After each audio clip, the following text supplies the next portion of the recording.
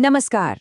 चलिए, आज SSC CGL परीक्षा के उन 10 शब्दों को समझते हैं जो बार बार पूछे जाते हैं और इन्हें हमेशा के लिए याद कर लेते हैं।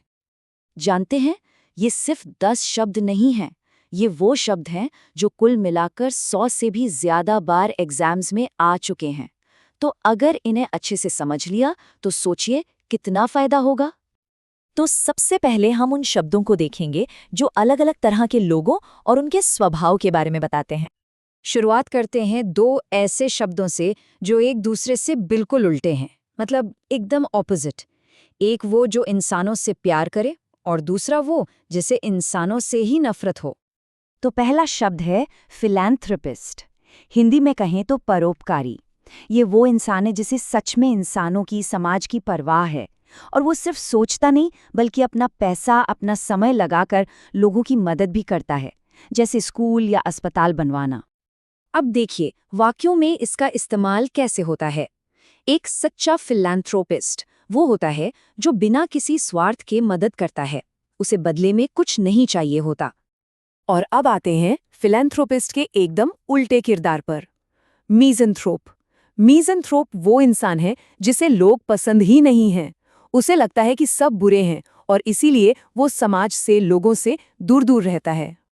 इन सेंटेंसेस से साफ पता चलता है ना, कि एक मीज़ेंथ्रोप पार्टियों से, भीड़-भाड़ वाली जगहों से दूर भागता है। उसे अकेला रहना ही पसंद है।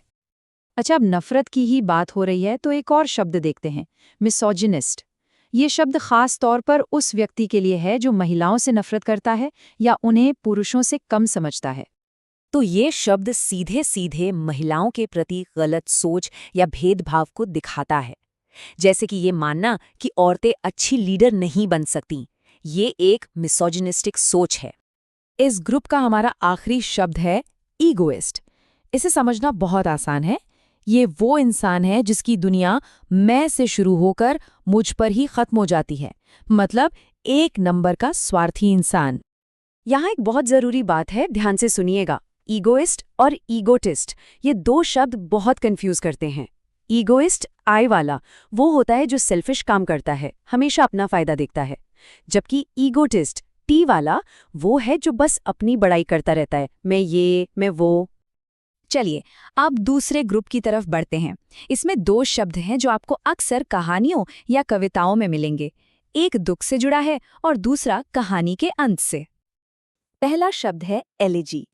एलिजी एक तरह का शोक गीत या कविता होती है, मतलब एक ऐसी सैड पोएम जो किसी के गुजर जाने पर उसकी याद में लिखी जाती है। इसमें बहुत दुख और उदासी होती है। इंटरेस्टिंग बात यह है कि एलिजी सिर्फ किसी इंसान के लिए नहीं बल्कि किसी भी खोई हुई चीज के लिए हो सकती है, जैसे कि एक कटते हुए जंगल के लिए लिखा गया कोई गीत। और दूसरा शब्द है एपिलॉग।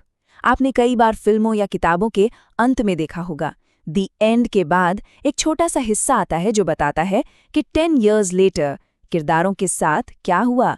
बस उसी हिस्से को एपिलॉग कहते हैं।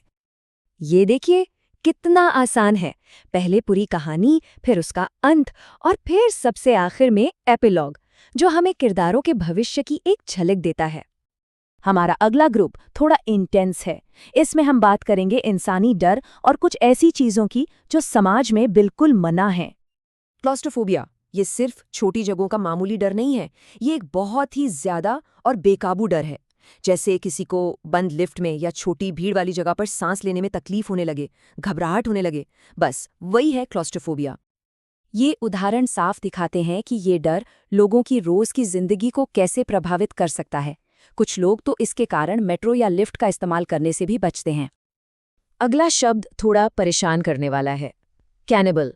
कैनिबल का मतलब है नरभक्षक, यानी वो इंसान जो दूसरे इंसानों का मांस खाता हो। और अब आते हैं अपने आखिरी ग्रुप पर।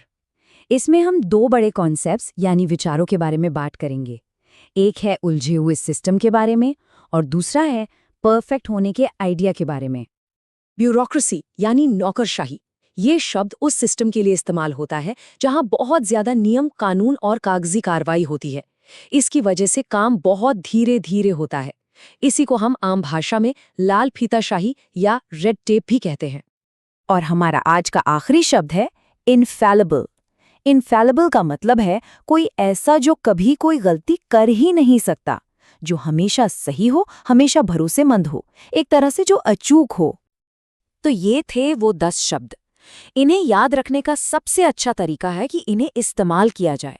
तो जरा सोचिए, आज आप इनमें से कौन सा शब्द अपनी बातचीत में इस्तेमाल करने की कोशिश करेंगे?